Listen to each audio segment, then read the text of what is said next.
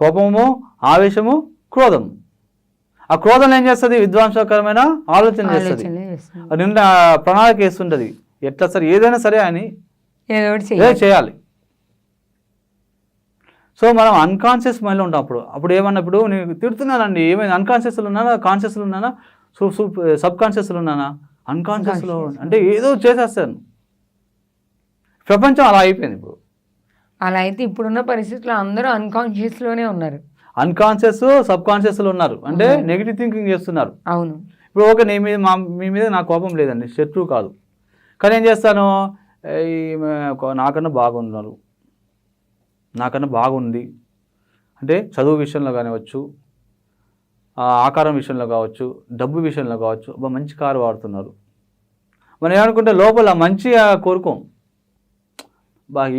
నాకన్నా ఎక్కువ ఉన్నారే వీళ్ళు అని నెగిటివ్ థింకింగ్ చేస్తాం. Sub conscious. ఈ సబ్ కాన్షియస్ ఎక్కడి నుంచి వచ్చింది? చిత్తం అనేది గత జన్మల నుంచి కూడా క్యారీ ఫార్వర్డ్ అనుకున్నాం కదా.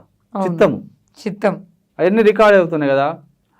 అంటే ఈ చిత్తంలో ఉన్న సబ్ కాన్షియస్ మైండ్ గతాన్ని కూడా కూడబెట్టి ఉంది కదా. అవును.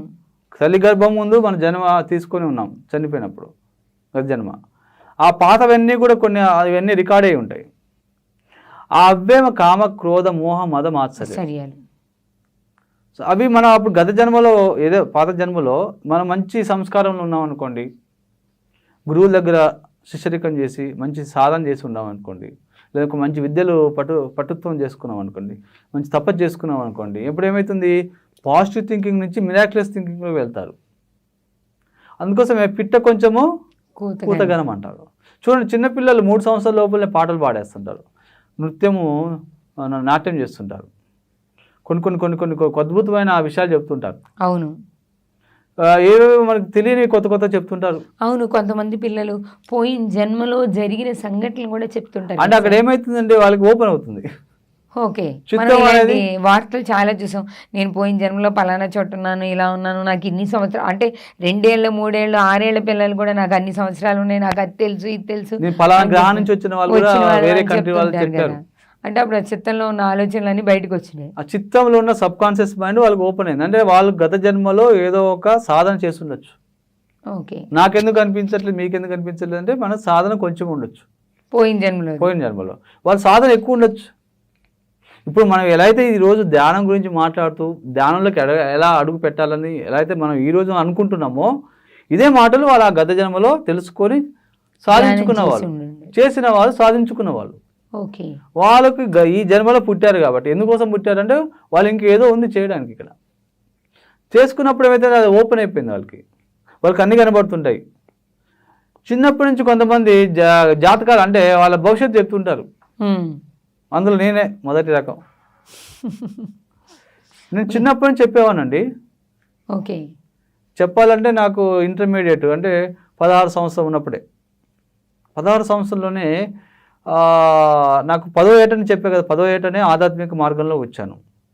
అంటే కొంతమంది యోగాలో పరిపూర్ణంగా కొన్ని వాళ్ళ యొక్క అద్భుత చర్యలు చూడడం వల్ల నాకు ఒక అద్భుతంగా అనిపించి నేను కూడా చేస్తే బాగుంటుంది ధ్యానము. వాళ్ళు సాధన చేశారు. ప్రాణంని వాళ్ళు కుంభకము, రేచకము, పూరకం అంటారు. 3 రకాలుగా ఉంటుంది. వాళ్ళు కుంభకం అంటే ఆపేవారు, రేచకం అంటే వదలడం, పూరకం అంటే తీసుకోవడం. వాటి మీద వాళ్ళు అందులో నిష్ణాతులు అయ్యి కొన్ని ప్రయోగాలు చేసి దానికి అద్భుతంగా అనిపించింది నాకు. సో ప్రాణాయామం అంటే ప్రాణశక్తిలో ఇంత లోతుకి వెళ్తే ఇన్ని అద్భుతాలు వస్తాయా అని అప్పటి నుంచి నాకు జిజ్ఞాస వచ్చింది. సో అప్పటి నుంచి నేను చేయడం మొదలుపెట్టా. ప్రాణాయామం చేయడం, యోగా చేయడము, ధ్యానం చేయడం చేస్తుండేవాడిని. అట్లా 16 ఏటలో నాకు అవతల వాళ్ళ గురించి చెప్తుండేవాడిని. అంటే గతం చెప్పేవాడిని. అంటే గతం అంటే గత జన్మలు కాదు, వాళ్ళు కొంచెం ముందు ఏం చేసేవారు, ఇప్పుడు ఏం జరుగుతుంది, ఏం జరగబోతుంది, అది కొన్ని సూచనలు వచ్చేటి అంతే. అవి కరెక్ట్ అయ్యేటి. అదే నా చిన్నప్పటి నుంచి ఇప్పటిదాకా కూడా, అంటే మొన్న దాకా కూడా ఈ జాతకాలు బాగా చెప్తారని చెప్పారు. అంటే నాకు ఎటువంటి ఏమంటారు ఆస్ట్రాలజీ ఏం తెలియదు, జాతక చక్రాలు అవన్నీ. అప్పుడు అదే కొంచెం చదువుతుండేవాడిని పుస్తకాలు. అంటే హస్త సాముద్రికం అని, సంఖ్యాశాస్త్రం అని, అప్పుడు చిన్నగా తర్వాత ఈ ఆస్ట్రాలజీ అని చిన్న చదువుతున్నా కూడా నాకు లోపల అంతరంగా దివ్యచక్షు అనేది పరిపూర్ణం కాకపోయినా సగం మాత్రం ఉండేది. సగం కాకపోతే 25% అనుకుందాం, లేదా 10% అనుకుందాం, లేదా 5% అనుకుందాం. అసలు దానికంటే కొంత మెరుగు అంటాం. ఆ కొంత మెరుగులో కొంచెం నాకు చెప్తుండేవాడిని. ఓకే. అంటే దీనికి వెనకాల ఏంటి, నేను గత జన్మలో ఏదో ఒక సాధన చేసి ఉండొచ్చు, ఏదో గురుకులంలో కానీ ఎక్కడైనా అందరం చేసే ఉన్నాం. మనకి 100 సంవత్సరాల క్రితము గురుకులాలు మూసివేయబడ్డాయి. అవును. అంటే 120 సంవత్సరాల క్రితం వెళ్తే 1900 సంవత్సరం కొన్న పూర్వము తర్వాత గురుకులాలు అనేది నెమ్మదిగా తగ్గిపోయాయి. అదే గురుకులాలు ఏంటంటే మనకి లేవంగానే అక్కడికి వెళ్ళినప్పుడు ఏమవుతుందంటే మనకి ప్రతి ఒక్కరికి ఏం చేసేవారు అంటే శారీరక వ్యాయామం చేపించేవారు.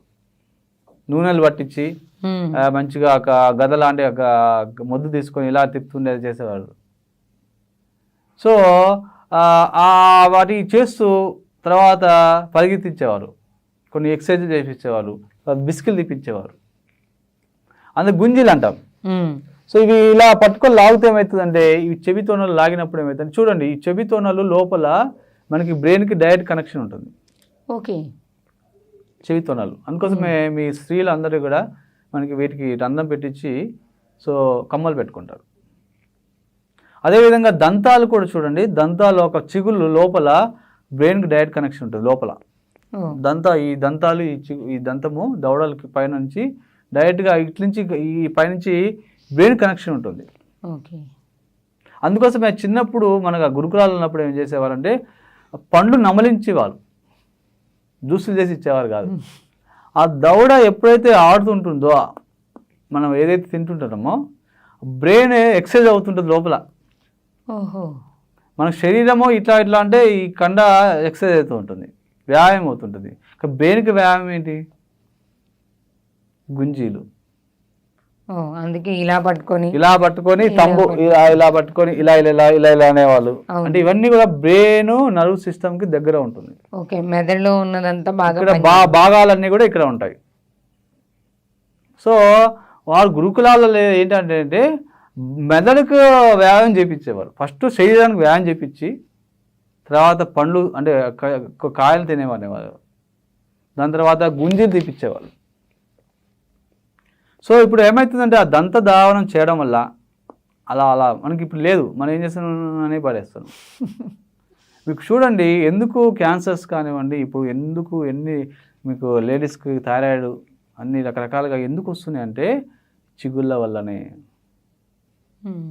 ఎందుకు చిగుళ్ళ వల్ల వస్తున్నాయి అంటే మనము కెమికల్ పేస్ట్ పెట్టుకొని నోట్లో ఇట్లా అంటున్నాం, అర్థమైందండి. అన్నప్పుడు ఏమవుతుందంటే ఆ కెమికల్స్ దాదాపు 1 నిమిషంలో 2 నిమిషాలు మన లోపల బుడగ రూపంలో ఉంటుంది. అదేమేసి చిగుళ్ళు లాగేసుకుంటాయి. ఓకే.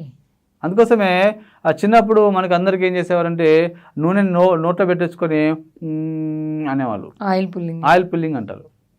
ఎందుకు అనేవాళ్ళు అంటే ఈ శరీరానికి ఎలా అయితే నువ్వుల నూనె పెట్టించి శరీరానికి ఎంత అయితే ఇట్లా మర్దన చేసి దీనికి కణ పుష్టి చేసేవాళ్ళో బ్రెయిన్కి పుష్టి అనేది ఆయిల్ పుల్లింగ్. ఓహో. ఆయిల్ పుల్లింగ్ చేస్తే బ్రెయిన్ అవును అంటున్నా కదండి. అంటే ఇక్కడ ఏమవుతుంది, ఇది బుగ్గలు ఉబ్బేసి లోపల ఎక్సర్సైజ్ అవుతున్నాయి, ప్రెషర్ అవుతున్నాయి కదా. అంటే సంకోచ వ్యాకోచం జరిగి లోపల రక్త ప్రసరణ జరుగుతుంది. ఓకే. రక్త ప్రసరణ జరిగిన ఏంటంటే బుద్ధి సునిశ్చితత పెరుగుతుంది, సూక్ష్మంగా ఆలోచించే శక్తి వస్తుంది. అప్పట్లో మనకి ఫోన్లు ఉన్నాయా మాట్లాడుకొని పలానా దగ్గర రమ్మని? లేదు. వాళ్ళు వాయు దిశల్లో నేను ఆ మూలకుంటాను రమ్మనేవాళ్ళు. పలానా సమయంలో 6 గంటలకు అనేవాళ్ళు. కరెక్ట్గా ఆడు ఉండేవాళ్ళం, ప్రతి ఒక్కరూ ఉండేవాళ్ళు. అర్థమైందని మనకి వాయువు ఎక్కడ ఉందో తెలియదు, ఉత్తరం ఎక్కడ ఉందో తెలియదు. అంతా ఏం చేస్తామో ఫోన్ చేసి లేదంటే దిక్సూచి పెట్టుకొని జేబులో ఇలా పెట్టుకొని యాంగిల్ చూసుకొని ఇది నార్త్ ఈస్ట్, ఇది సౌత్ ఈస్ట్, ఇది ఉత్తరము దక్షిణము. అప్పట్లో దిక్కులు ఆటోమేటిక్గా తెలిసిపోయేది. ఎలా తెలిసిపోయేది అంటే సూర్యరశ్మి వల్ల. ఓకే. ఇప్పుడు మన గడియారం ఎలా పనిచేస్తుందంటే సూర్యరశ్మి వల్లనే. వాళ్ళు ఏం చేస్తారంటే కర్రని గుచ్చితే ఆ యొక్క ఛాయ కాంతి పడి సూర్యుని కాంతి పడి ఛాయ వస్తుంటది కర్ర. ఆ నీడ ఎట్ట తిరుగుతుంటుందో అదే క్లాక్, దాన్ని బట్టి క్లాక్ తయారు చేశారు. సో మన శరీరం యొక్క నీడని బట్టి వాళ్ళు ఎక్కడే ఉంది, ఇప్పుడు సూర్యుడు వెనకాల ఉన్నాడా, ఇటున్నాడా, అటున్నాడా, దాన్ని బట్టి నీడ ఎట్టుంది దాన్ని బట్టి దిక్కులు తెలుసుకునేవాళ్ళు. So this is science. So ఇదే దేని ఏమంటారంటే ఆధ్యాత్మిక శాస్త్రం అంటారు, స్పిరిచువల్ సైన్స్. సో మనము ఇప్పుడు మానసిక అంటే ఇంటలెక్చువల్ సైన్స్లో ఉన్నాం ఇప్పుడు. దానికి ముందు మెంటల్ సైన్స్ ఉండేది, ఓకే. దానికి ముందు ఫిజికల్ సైన్స్, అందుకని ఫిజిక్స్ అంటారు. అదేంటండి దాని ఫిజిక్స్కు ఇంకా అతీతమైనది quantum physics. Okay. Quantum physics అంటే ఏంటంటే ఈ యొక్క అంతరింద్రియ అంటే ఈ ఇంద్రియాలే కాకుండా అంతరింద్రియం అంటే అతేంద్రియం అంటారు, అంటే దివ్యచక్షు. ఓకే. దివ్యచక్షు ద్వారా ఈ 2 డైమెన్షన్ ఈ ఫిజిక్స్ మనకు కనబడుతున్న శరీరమే కాకుండా లోపల ఎన్నో సూక్ష్మ శరీరాలు ఉన్నాయని తెలుసుకొని, ఈ సూక్ష్మ లోకాలు ఉన్నాయి, వేరే లోకాలు ఉన్నాయి తెలుసుకోవడం క్వాంటమ్ ఫిజిక్స్.